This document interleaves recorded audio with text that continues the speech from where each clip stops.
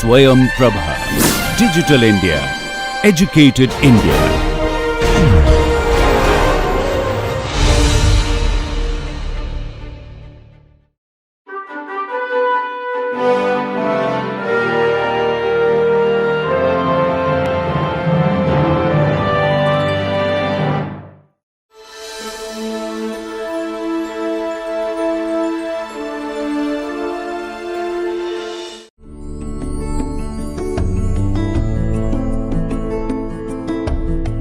Previous lecture we have discussed about the basic concepts of radioisotope technique.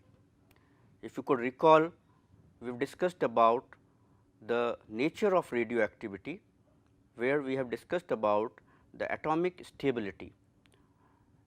Now, if you as in atomic stability, the ratio of the neutrons to protons determines, and with various nuclear forces determines whether a nucleus will be stable or it will be unstable.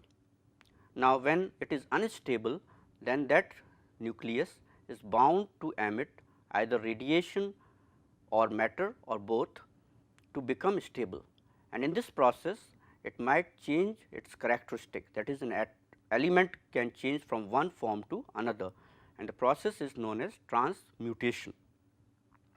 Now, this decay could be occurring for several reasons.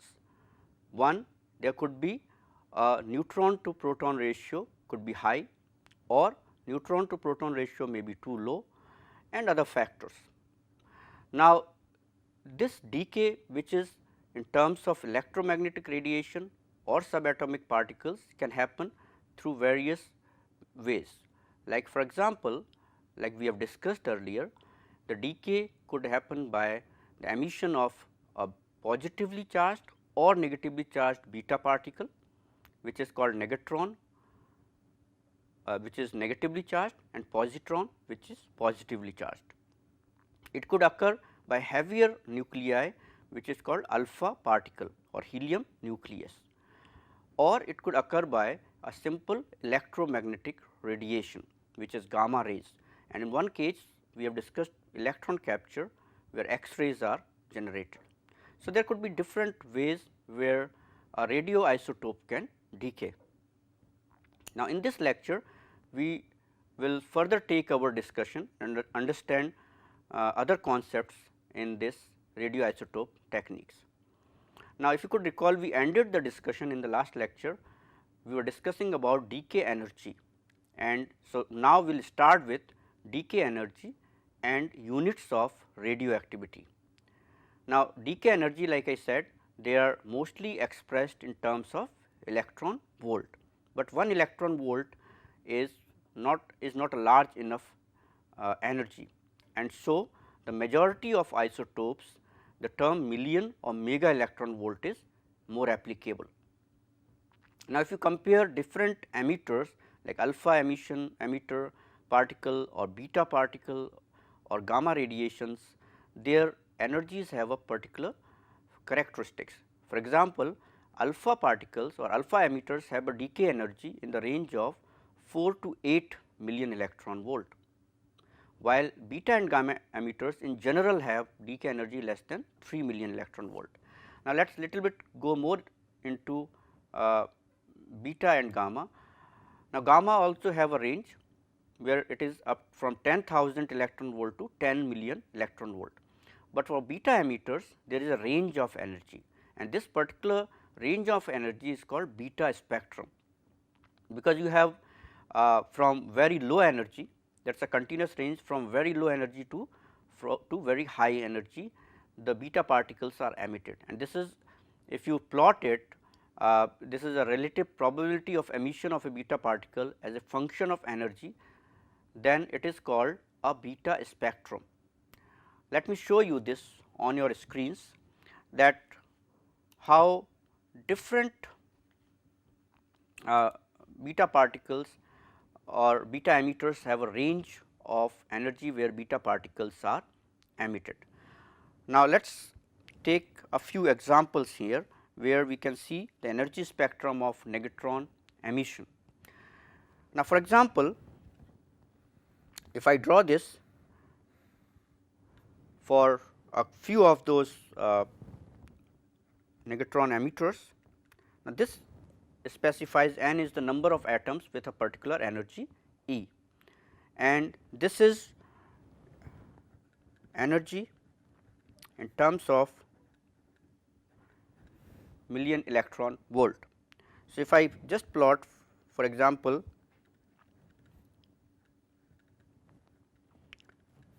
as you will see, then if I am plotting for H, that is 3 H, then this the plot looks something, it is a very approximate plot. So, you have to understand that it will look something like this actually, where this will be E maximum, and which comes around 0.018 million electron volt. Now, remember here number of atoms with that particular energy are very less or almost none, and here number of atoms with low energy, they are very high. So, we take somewhere around a mean, that is number of atoms with a mean energy, and that comes around 0.0055 million electron volt. So, this is like you can see the beta spectrum for 3 H. Now, if we compare this to others, like for example, let us see for another beta emitter, that is a medium energy beta emitter 14 C, and these axes will be same as we have drawn here, that is N E, a number of atoms particular energy, and energy in terms of million electron volt. Then it will be somewhere, it will also show a particular characteristic pattern. Now, here it is having little higher energy, because 3 H is a weak emitter, but your what you call 14 C is a medium energy emitter, and this particular here, if you see, the E maximum is around 0.156, this E maximum here is around 0.156 million electron volt, and E mean, if I have to say, that is around 0.05 million electron volt. It is higher than the 3 H, but there is a spectrum here, and where you will find that less and less number of atoms are at high energy, and so you can have a mean value. One more example I can take here, and that is of particular one, which is 32 P. I think all of you are aware about it. So, it is you can say strong emitter, and this has higher energy of particles. So, if I say this, it has a higher energy, and it is rather different one. Now, here E maximum here is almost 1.71, and E mean is somewhere around 0.70. So, you can see the beta spectrum here, that they are being emitted at from 0 to a maximum energy, and so this is a characteristic feature of only negatron emitters and not the alpha or the gamma radiations. Actually, they have a particular range. So, I hope you have been able to understand that what we mean when we say beta spectrum in here. All right. So, let us move on now. All right. So, this was like how a particular beta emitters emits particles in a continuous range of energy from 0 to a maximum value, and we take E mean for these particles, which is near the mean energy, and it is roughly 1/3 of E max. All right. So,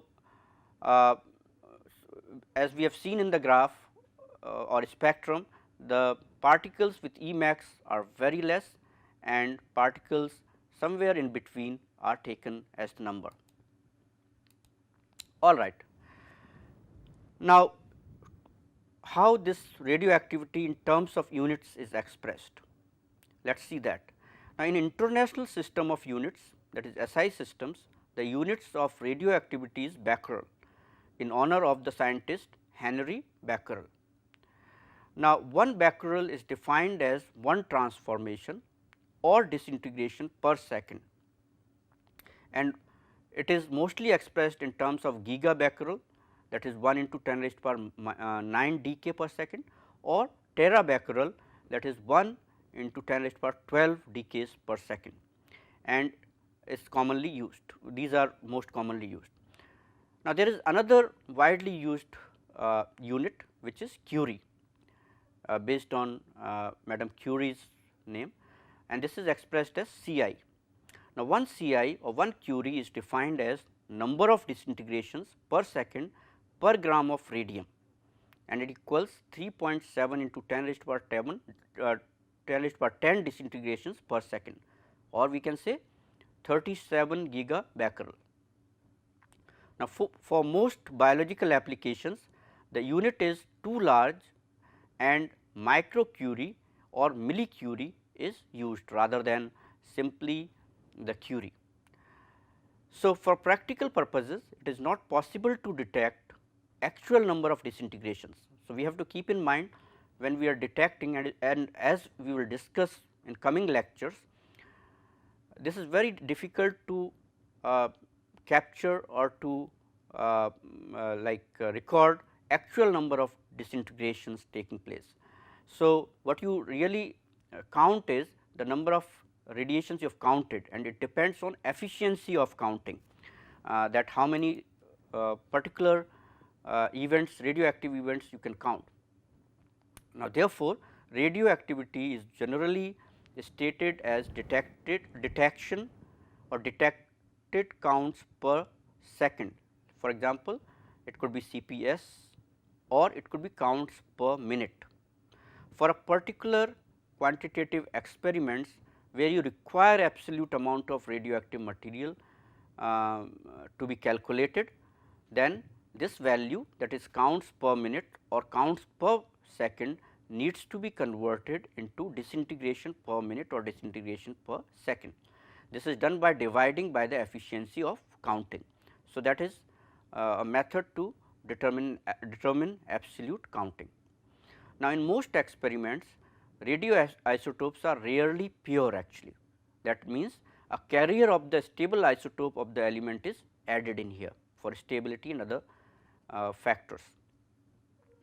Therefore, the amount of radioisotope present is expressed in terms of a specific activity, that is either disintegration per minute or counts per minute or Curie, whatever you are taking unit is per unit mass in terms of moles or grams.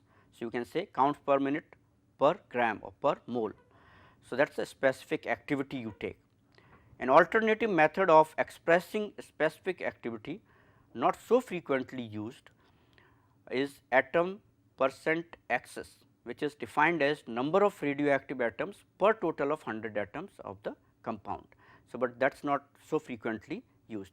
So, what you have is, one thing is that you have, if you want to do absolute counting, you have to convert counts per minute into disintegration per minute.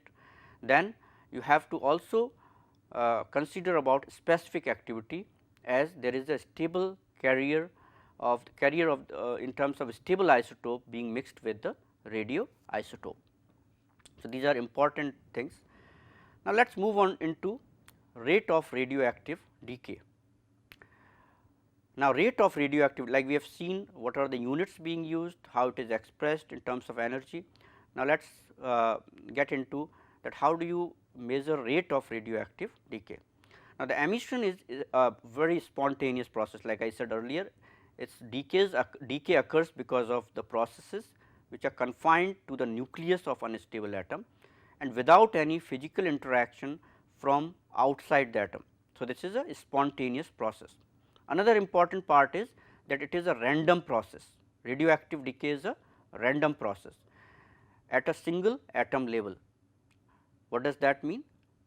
It means that as per quantum theory, it is not possible to predict when a particular nuclei will decay, and the decay of a particular nucleus will not in any way affect the time of decay of other nucleus. So, it is a totally, it is a completely random process and it is not possible to predict when an atom is going to be decayed. However, the chance that a particular atom will decay is constant over time. So, this decay rate for a collection of large number of atoms is predictable and it can be calculated from the major decay constant of the nuclide. So, this could be done for a group of atoms or large number of atoms, but not for individual atoms. Now, let us understand this. The number of atoms of radioactive material disintegrating per unit time is proportional to the number of atoms of the isotope present at that time. So, if you have n number of isotopes present at a particular time, then the rate of disintegration will be proportional to that number, and it will, like as you go along, it will depend on number of radioisotopes present at that particular moment. So, what does that mean? For a given sample of a particular radioisotope, the number of decay events will be expected to occur in a small interval of time and they will be proportional to the number of atoms present. That is, if you can see here, that is the dN upon dt is proportional to n, that is original number of radioisotopes present at that time. Now, this could be converted to dN upon dt lambda n, where this particular quantity is known as decay constant and it is a characteristic of a given isotope and is defined as fraction of isotopes decaying in unit time. So, the rate of change of the number of radioactive atoms is proportional to the number of atoms present multiplied by the decay constant. All right. Now, this decay constant is a characteristic of each of the radioisotopes. Now, if you can integrate here and convert it into logarithm form, then n t upon n 0, which means n t is the number of radioactive atoms present at time t and n 0 is number of radioactive atoms originally present, is equal to lambda t. Now, it is much more easier now here to express the decay constants in terms of half life. We will see what is half life and we will discuss that. Now, half life will be defined as the time required for the activity or radioactive decay to decrease by 1/2. So, if n in the previous equation is equal to 1/2 of n 0, then t will be equal to the half life of the isotope, and as shown here in this, that you have taken the logarithmic value and then finally what you get is t half, that is 0.693 upon lambda, which is the radioactive decay constant. So, what you can get is that you have a particular you can express the rate of radioactive decay in terms of half life, that is that how much time does it take to decrease by 1/2 of the original value, and we will see it is an exponential quantity, that is there is a exponential decrease here. Now, values of t half can vary widely from almost like 10 raised to power 19 years for say lead 204 to 3 into 10 raised to power minus 7 seconds for polonium. So, it could be very large or it could be very small actually. All right. Let us little bit discuss about half life. So, half life is abbreviated as t half and half life is the period of time it takes for the amount of a particular substance undergoing decay to decrease by half. Now, half lives are used to describe quantities undergoing exponential decay. For example, radioactive decay where the half life is constant over the whole life at the decay. Now, it is a characteristic unit for the exponential decay equation like I told you, and it is expressed in that form. Now, if you see this figure here, this demonstrates the exponential nature of the radioactive decay. Now, here if you see there are number of half lives given here, like half life 1 which is at 50%, half life 2 which will be 25% because original value becomes 50. So, it is now 25%, and half life 3 will come what? it will be 12.5% because it is half of the 25, and likewise you can keep on going. So, a particular radioisotopes decays in terms of half life as we calculate the rate of decay actually, and it is the exponential nature of radioactive decay. So, you can calculate from the original event that how many half lives particular radioisotopes have gone through. All right, this table gives you half lives of some isotopes which are used frequently in biological study. For example, 3H has half life of almost 12.46 years.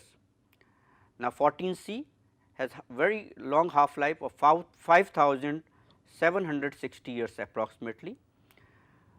Na22, which has half life of 2.58 years, 32P is 14.2 days. So, this is very much suitable for many biological works like in field of molecular biology.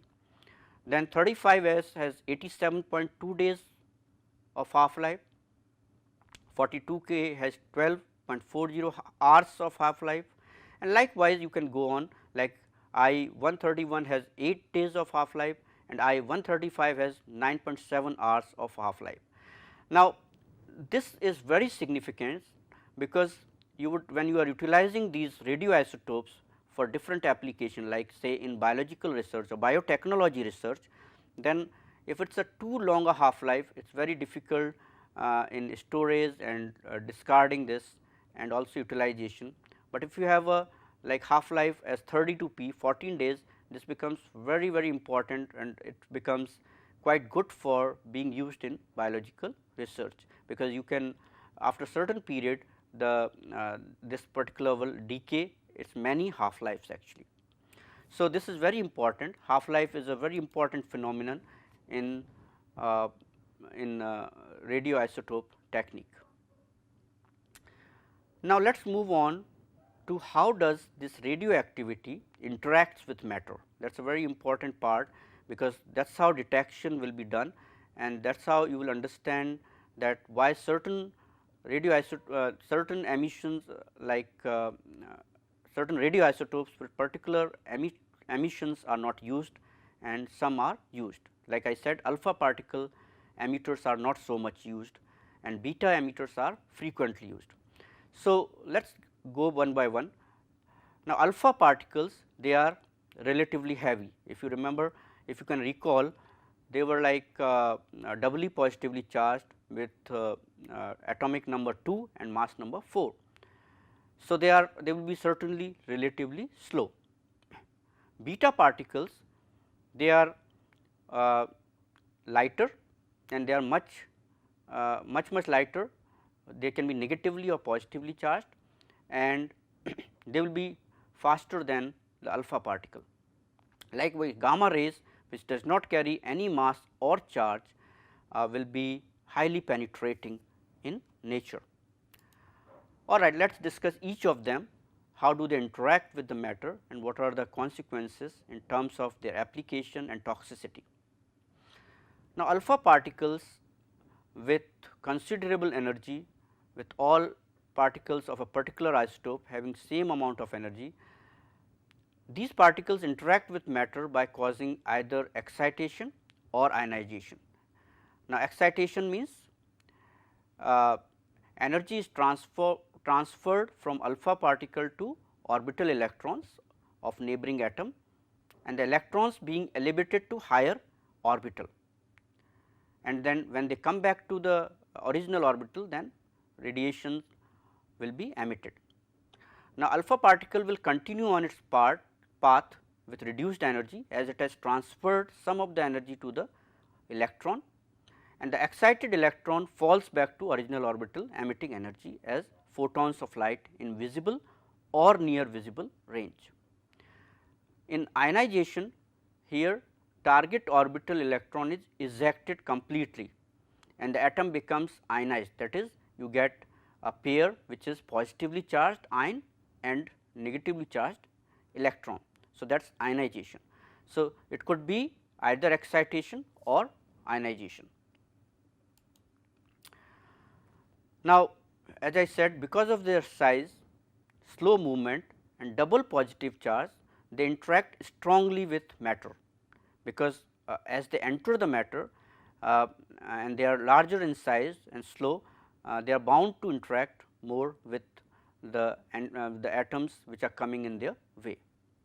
And what happens is, as they interact more, they will produce large number of ions per unit length of their path, and their energy is therefore will be rapidly dissipated.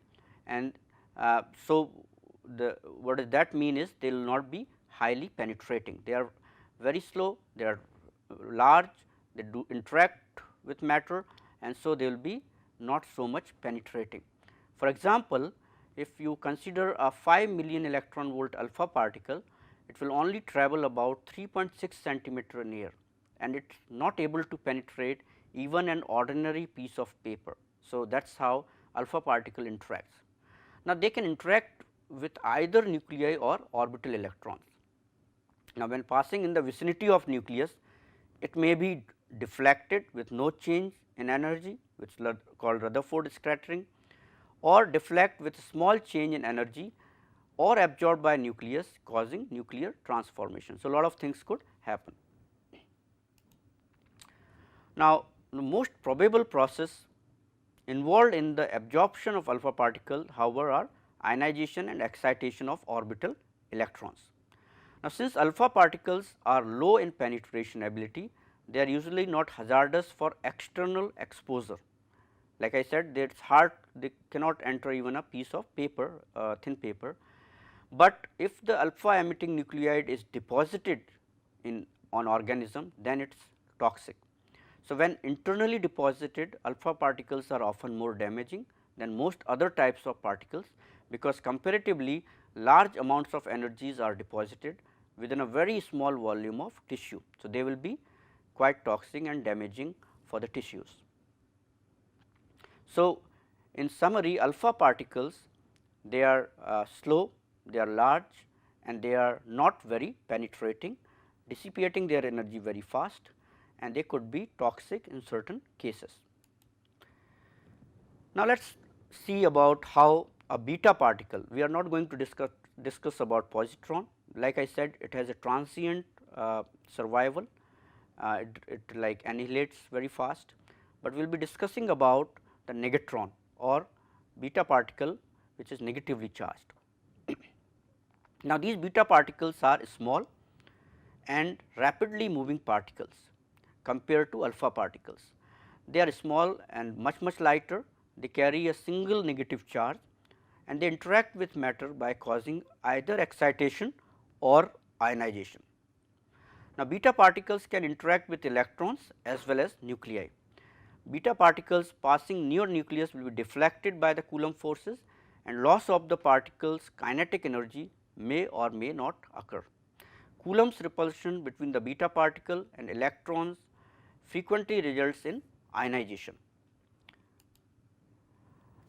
Now, in the ionization process, the beta particles lose an amount of energy equal to the kinetic energy of the electron plus the energy used to free it from the atom. So, ionization will certainly, beta particles in ionization process will lose the energy. Now, beta particles may also cause excitation of external orbital electrons, as we have seen in case of alpha particle.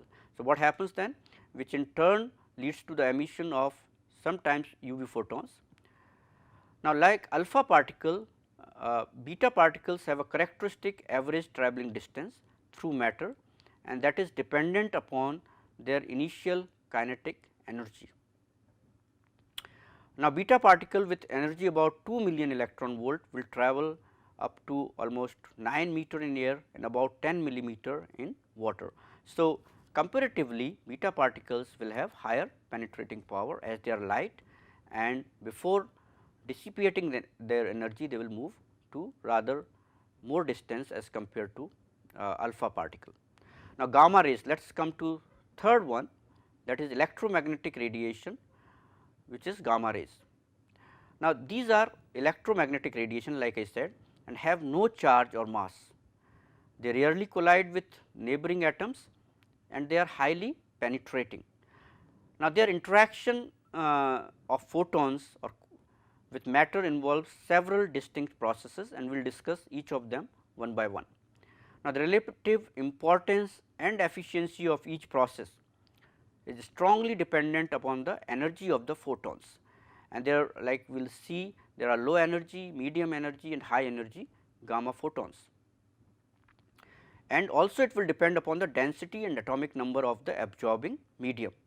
Now, three of the methods which lead to the production of secondary electrons, which in turn can cause excitation and ionization. So, gamma rays by itself is not ionizing or involved in excitation, but through electrons, secondary electrons which will be generated, as we will discuss, it is involved in excitation and ionization. Now, there is one called Rayleigh scattering. In Rayleigh scattering, when a photon interacts with atom, it may or may not impart some energy to it. The photon may be deflected with no energy transfer, it is elastic interaction, and this process is called Rayleigh scattering. So, this is not that important here, but the other three which we are going to discuss will show you how they will interact and cause different phenomena. One is photoelectric absorption. In photoelectric absorption, low energy gamma rays will interact with orbital electron. Now, in this process, the photon transfers all of its energy to the electron and its own existence terminates. So, the electron will escape its orbit with a kinetic energy equal to the difference between the photon energy and its own binding energy, and will behave like negatron, and as we have discussed, it will behave and do all things as negatron.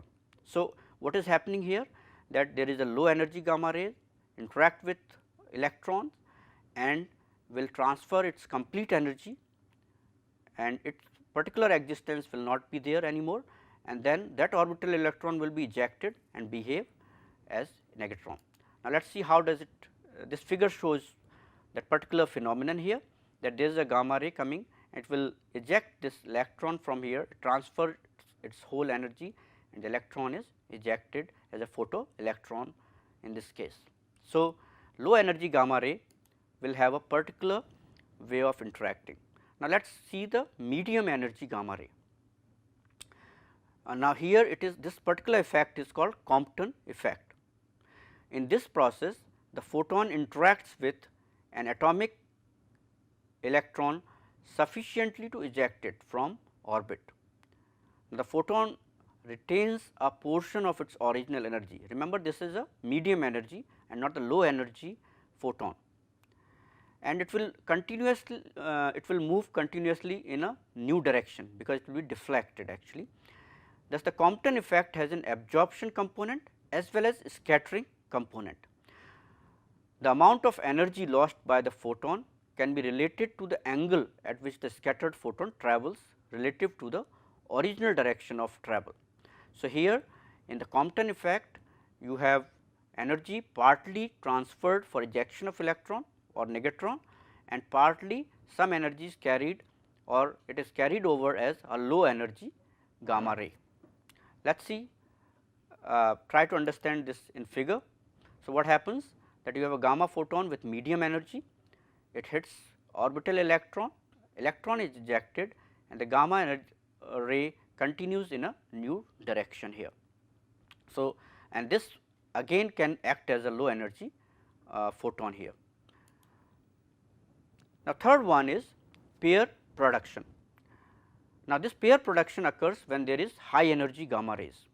So, what happens, high energy gamma rays interact with nucleus of an atom, and all the energy of the gamma ray is converted to positron and negatron. So, remember here, rather than ejecting a simple electron, orbital electron, here it is interacting with nucleus of an atom, and its all energy will be converted to positron and negatron. Now, photons with energy greater than 1.024 million electron volt under the influence of the electromagnetic field of a nucleus may be converted into electron and positron. Now, at least this much of energy of photons are required for a pair production, and because it is equivalent to 0.51 million electron volt each, and then pair production will occur. If you can see here in this figure, there is an incident photon which is high energy photon. In influence of atomic nuclei, it is converted to positively charged and negatively charged particles, which is negatron and positron. So, this is like only happens with the it only happens with the high energy gamma rays.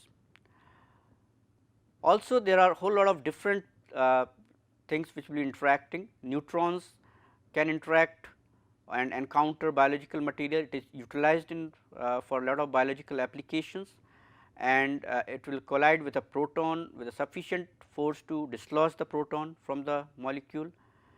Proton may then have sufficient energy to travel some distance in the tissue, causing secondary damage through ionization and excitation. We are not going into detail of that, but this is also an important particle which could be utilized or which can interact with matter, and it is utilized in like say neutron diffraction and lot of other techniques here. This figure here summarizes the interaction of gamma rays with the matter.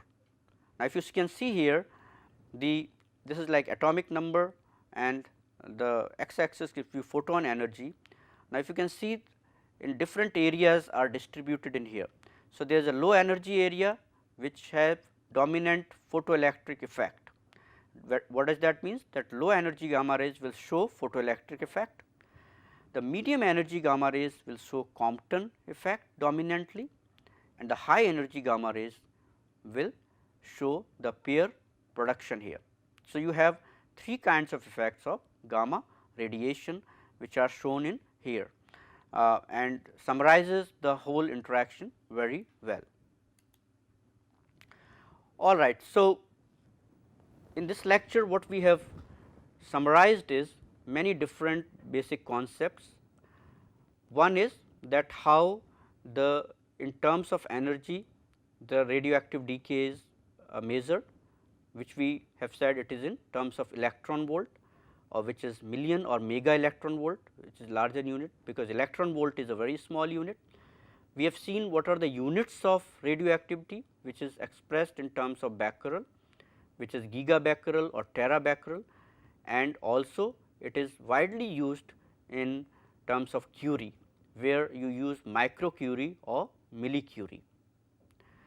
We have seen that the energy of we have seen about the beta spectrum. In alpha and gamma there is a range of energy of radioactive decay, but the beta emitters they emit radiation in a wide range from 0 to to a maximum value for each of a typical radioisotope or beta emitter. We have seen the interaction of the different radioactivity with matter, as we have seen that you have alpha particle which is a heavier particle which is doubly positively charged and slow. It interacts rapidly, it interacts quite a lot with the matter as it enters the matter and will dissipate its energy very fast and will cause ionization or excitation. Like I said, it is quite toxic if ingested, because it will cause too much effect in a very small area and can create tissue damage and other problems. The beta particles are slow entities and they are faster than the alpha particle, and they are the ones which are used most in biological work of different energies, like it could be low energy beta particle emitter or medium energy beta emitters or high energy beta emitters, and we will discuss them as we go along. Then there is electromagnetic radiation, gamma radiation, which in itself does not carry any mass or charge, but it also causes ionization or excitation through the beta particles, which the production of which takes place through various effects which we have discussed, like photoelectric effect, Compton effect or pair production. So, this completes our here the basic concepts which we were discussing. Now, we will move on to the particular methods of detection and quantification in the next lecture. Now, three methods which we are going to discuss one by one, based on the gas ionization, where the GM counters have been developed to detect the radioactivity, and we will see what are different types of these counters and how they are useful. Then we will be discussing about the methods based on excitation. So, one is ionization, like if you could recall, we have told you both beta particles or alpha particles and gamma radiation can cause both ionization and excitation. So, on methods based on excitation will be discussed, where scintillation counters have been developed, and we will be discussing them in detail. Then another one, third important method is autoradiography, that is exposure of radioactivity to photographic film, that we are going to discuss in subsequent lectures. So, this we complete here. Thank you.